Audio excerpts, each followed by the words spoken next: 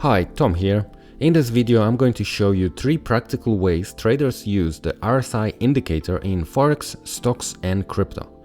Most beginners learn RSI as an overbought and oversold indicator. So this means that when the price goes above 70, it is oversold and it will turn, so it is your time to enter a short position. And when the price goes below the 30 line, then it is oversold and it is time to enter a buy. The problem is that markets can stay overbought or oversold for a very long time. If you blindly trade reversals, every time RSI reaches 70 or 30, you'll often find yourself trading against strong trends.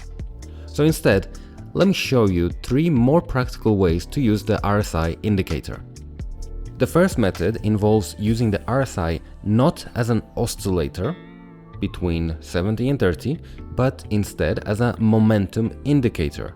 And this is probably my favorite use of RSI. Instead of focusing on the 70 and 30 levels, focus on the 50 level. When the RSI moves above 50, momentum is becoming bullish. And when the RSI moves below 50, then momentum is becoming bearish. So you can think of the 50 level as a momentum zone rather than a precise line. Prices may cross above and below it briefly, so avoid treating every crossover as a trading signal. With this strategy, traders are looking for a sustained movement above 50 during uptrends and a sustained movement below 50 during downtrends. When combined with chart patterns or trend analysis, this can be a very powerful filter. The second method is the RSI divergence strategy. A divergence happens when price and RSI disagree with each other. For example, price may continue making higher highs while RSI starts making lower highs. This can indicate the momentum is weakening even though price is still rising. The opposite is also true, like you can see here. We have the price is making lower lows, but the RSI divergence is making higher lows. This suggests a bullish divergence and it may be time to enter a long position. One important tip is that divergences become more meaningful when they occur near the 70 or 30 levels. So you can treat in between these zones. This area can be treated as noise, but if it's above the 70 level or below the 30 level, this is a better strength for the divergence. A quick note about RSI settings. The default RSI length is 14. As a simple guideline, many traders only compare swing points that are at least around 14 candles apart. This helps avoid focusing on tiny market fluctuations. If you want to, you can go to the settings and increase the RSI length, and then you'll often find longer term divergences that develop more slowly but may carry more significance.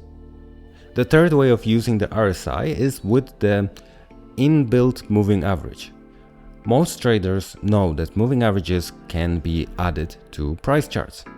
What many beginners don't realize is that on the RSI indicator there is by default, especially on TradingView, already a moving average present. And this creates a signal line similar to what traders use with, for example, an MACD indicator. The way this works is when the RSI crosses above the moving average, so above the signal line, it can be interpreted as a bullish signal, and then the price should go up in a nice trend. When the RSI crosses below the signal line, so below the moving average, then there will be a downtrend that follows. And we can see here, this area of the chart, it works well in accordance with the price. RSI goes below the signal line, it's time for sell and the price goes down. Some traders use these crossovers as trade entries. Others use them as confirmation signals alongside chart patterns, support and resistance, or trend analysis. The advantage is that it can help smooth out some of the noise that RSI naturally produces. I would say the biggest mistake beginners make is relying only on overbought and oversold readings.